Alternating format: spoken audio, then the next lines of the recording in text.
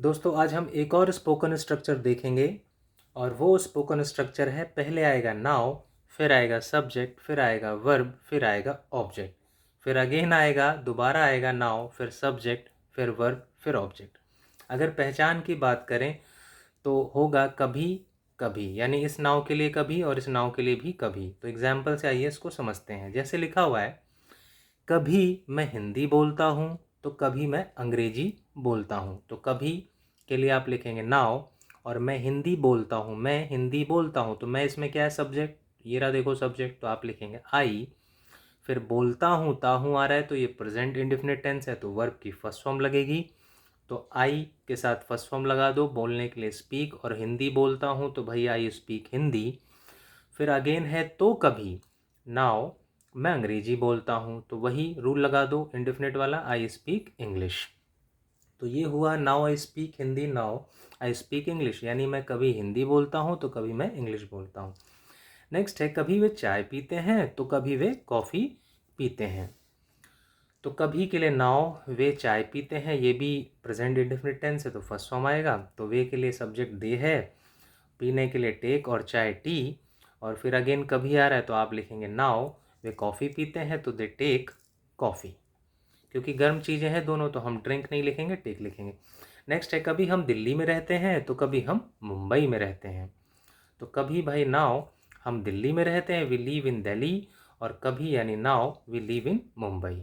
Next है, कभी रवि बच्चों को पढ़ाता है तो कभी वह स्वयं पढ़ता है, खुद पढ़ता है। तो आप लिखेंगे कभी नाउ, रवि पढ़ाता है, प्रेजेंट इंडेफिनिट टेंस है लेकिन रवि सिंगुलर है, एक वचन है, तो टीच का टीचेस हो जाएगा, एस ई एस इसमें लगता है, ठीक है। तो ये रूल होता है प्रेजेंट इंडेफिनिट टेंस का, तो इसलिए रवि टीचेस और बच्चों को द स्टूडेंट्स, और कभी के लिए नाउ वह स्वयं पढ़ता है, खुद पढ़ता है, तो ही स्टडीज़ हिमसेल्फ, खुद पढ़ता है, ही स्टडीज़ हिमसेल्फ। नेक्स्ट है, कभी वह मुझे डांटती है तो कभी वह मुझे प्यार करती है। तो कभी यानी नाउ, वह मतलब शी, और डांटती है यानी स्कॉल्ड्स, और मुझे के लिए मी, और कभी के लिए नाउ, और वह मुझे प्यार करती है, सी लव्स मी।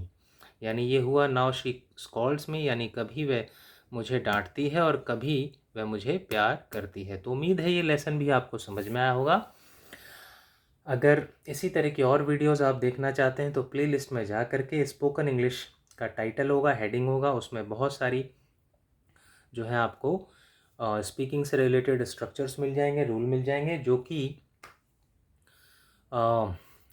स्पीकिंग के लिए भी यूज़फुल हैं और रिटन के लिए भी यूज़फुल हैं। इसके अलावा अगर आप स्टूडेंट हैं और आपको राइटिंग सेक्शन में कोई समस्या है, ग्रामर में कोई समस्या है, जैसे letter, article, speech, debate, notice, letters वगैरह, तो आपको उसमें मिल जाएगा, वो आप देख सकते हैं। इसके अलावा आप स्टोरी राइटिंग हुआ, जंबल वर्ड्स हुए, रीअरेंज वगैरह जो है ना, और एडिटिंग मिल जाएगा, इनफॉर्मल लेटर मिल जाएंगे, फॉर्मल लेटर्स मिल जाएंगे। तो ये सारी चीज़ें आपको मिल जाएंगी जो एक स्कूल लेवल पे चाहिए होती हैं। ठीक है फ्रेंड्स, बाय।